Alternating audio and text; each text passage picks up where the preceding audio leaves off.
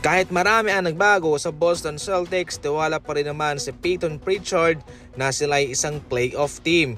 Pagkatapos lamang ng 3 season ay paunti-unti nang nagiba ang kanilang super team. Malas kasi ay naging stricto na ang NBA at kanilang tinake effect na yung apron noong 2024. Sa ngayon hindi po nakafocus sa pagpapalakas itong Boston Celtics, pero kabilang pa rin yon sa kanilang rason kung bakit nag-reshuffle sila ng kanilang mga manlalaro. Ang kanilang move sa ngayon ay kanilang sinabayan sa pagbawas nila ng kanilang pinapasahuran sa kanilang kupunan. Si Jrue Holiday, si Kristaps Porzingis at yung pinakalites lamang ay si Georges Niang. Si Georges Niang ay sasahod kasi ng nasa 8.9 million. Samantalang yung kanilang kinuha naman na si Chris Boucher ay kanilang pinapirma lang sa presyong 3.3 million. Napamura ang Boston Celtics sa kontrata ni Chris Boucher.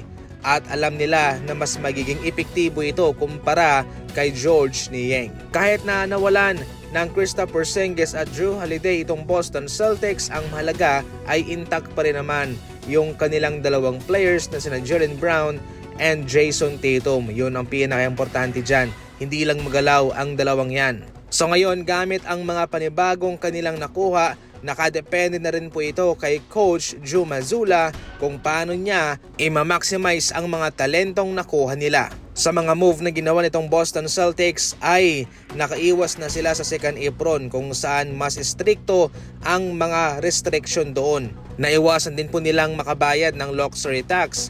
Malaki-laki din po, milyones din po ang ating pinag-uusapan dito. So far, para kay Peyton Pritchard sa kanyang sinabi na playoff team pa din sila, well, malalaman natin yan.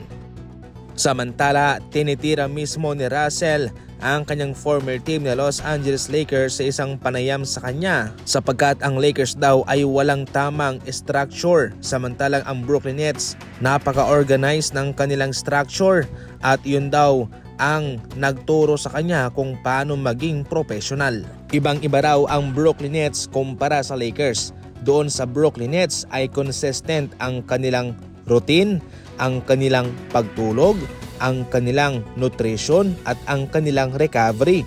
Lahat ay mayroong tamang oras. Yung mga practice nila sa lifestyle, sa habits, yun po mga idol ang tumuro kay D'Angelo Russell kung paano rin maging professional. Definitely ipapaliwanag ko lang sa simpleng pamamaraan. Yung sa Brooklyn Nets kasi ay iba yung kanilang pamamaraan.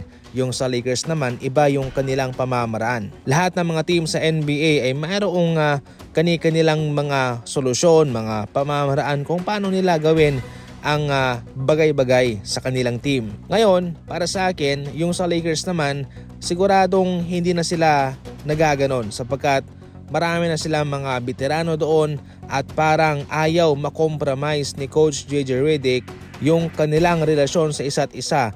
Kung mayroon siyang gagawing ganto na stricto siya sa mga ganyan, sa mga ganto, sa pagtulog, sa kanilang nutrition, sa kanilang pagkain, sa kanilang mga practice, definitely siguro maluwag ang Lakers patungkol dyan. Hindi naman sa ating sinasabi na wala silang ganyan, pero hindi katulad sa Brooklyn Nets na organized. Baka sa Lakers, maluwag lang sila. Ikaw, ano ang komento mo sa sinabi ni Russell? I-comment lang sa comment section.